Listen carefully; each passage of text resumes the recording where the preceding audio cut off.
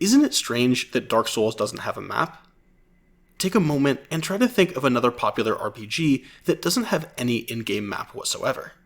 It's really hard to come up with an example. I've always appreciated Miyazaki's ability to buck conventional wisdom without throwing things off balance.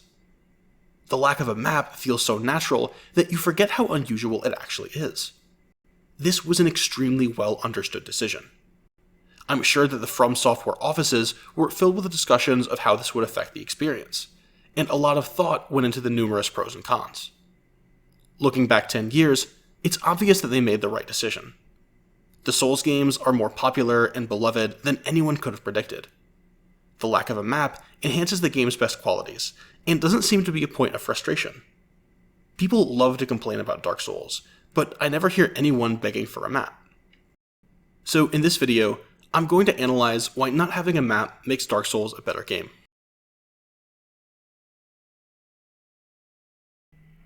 The first, and possibly most important reason the game doesn't have a map, is that the world is simply too vertical and tightly packaged. The world of Dark Souls is anything but flat, with many locations stacked above each other. Implementing a map would require a way to address the verticality, and this wouldn't be easy. Metroid Prime did a decent job of this with its 3D rotating map, but it had some issues. Getting information out of it was a time-consuming process, as you figured out the right orientation and rotated it to see things from a good angle. It worked well enough, but required you to spend a lot of time wrestling with it. Metroid Prime is also a sci-fi game, so a computer-simulated map makes perfect sense, but it would be totally out of place in Lordran.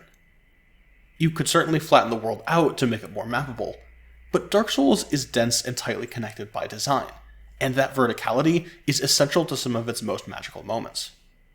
I remember the first time I took the elevator from the Undead Parish and ended up back at Firelink Shrine. I was amazed just how interconnected the world was, and started noticing how many places you could see just by looking out into the distance. This is one of the game's most impressive details. Everything is nestled together in a way that feels natural and effortless. In the first section, we talked about some of the technical reasons that the game doesn't have a map. But the lack of a map is not just something the developers had to concede because of the world design. It plays incredibly well with the difficult, mysterious, and unapproachable nature of the game. Dark Souls is a game about pushing out into a treacherous unknown, risking what you have to gain something greater, and learn more about an intriguing place. Having a map tell you exactly what you've seen would take away from this. Just because you've been somewhere once doesn't mean it's truly been discovered, only briefly touched upon, and it may take you far more adventures to truly know the places you've been. The challenge of learning an area is highlighted by the death mechanics. Because you drop your souls when you die, there's a massive incentive to return to where you just were. But where exactly did you die? The lack of a map means you have to retrace your steps for real, and not just follow a path laid out ahead of you. One of my favorite examples of this was the first time I explored the depths. The depths is a complicated maze of corridors, trapdoors, and drops into the unknown. It's twisted and dark, and it looks uniform enough that you can easily lose track of where you are. Did I come down this pathway? Or maybe it was that one. While exploring the depths, I died a couple of times before I found the bonfire. Once to the giant rat mini-boss, and once to a cheeky slime hiding on the ceiling.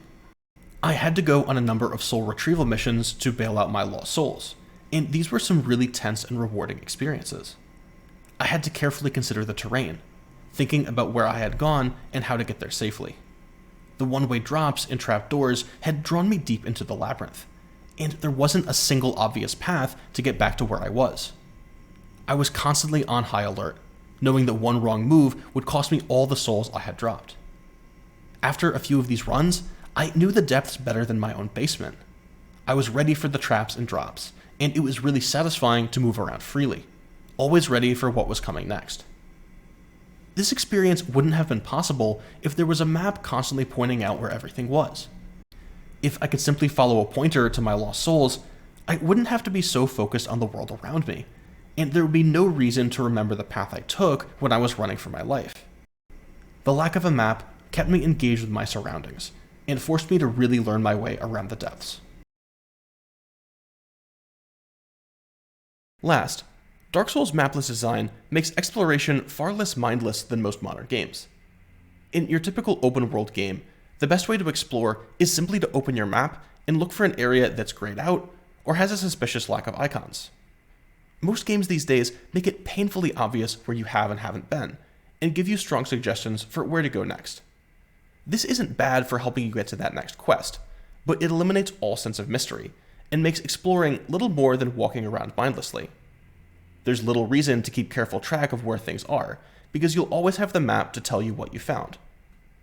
Dark Souls, on the other hand, turns exploration into a deliberate process. Whenever I find a branching path, I make a note about the path I didn't take. Whenever I find an area I'm not ready for, I make a note about how I got there and when I might be ready to come back. Because I don't have a map to lean on, exploration becomes an active process. It's about paying attention and really learning what's out there, rather than filling in a UI by combing the square footage. The best part of all of this is that the game rewards you for careful exploring by hiding an incredible number of secrets around the world. Merchants, items, and entire optional areas are hidden in out-of-the-way places, and it takes a dedicated player to find them. But this mentality has already been instilled in the player. People are far more likely to find some of these secrets for themselves because the game expects them to put effort into exploring.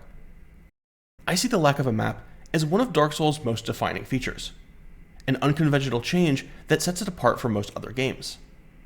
However, it's not like I hate maps or want every game to adopt a mapless approach.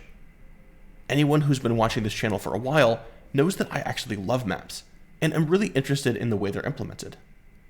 This is one of the things that has me excited about Elden Ring. I'm curious how their map shifts the Souls experience, and sets the game apart from its parents. But that will have to be a topic for another day. Thanks for watching.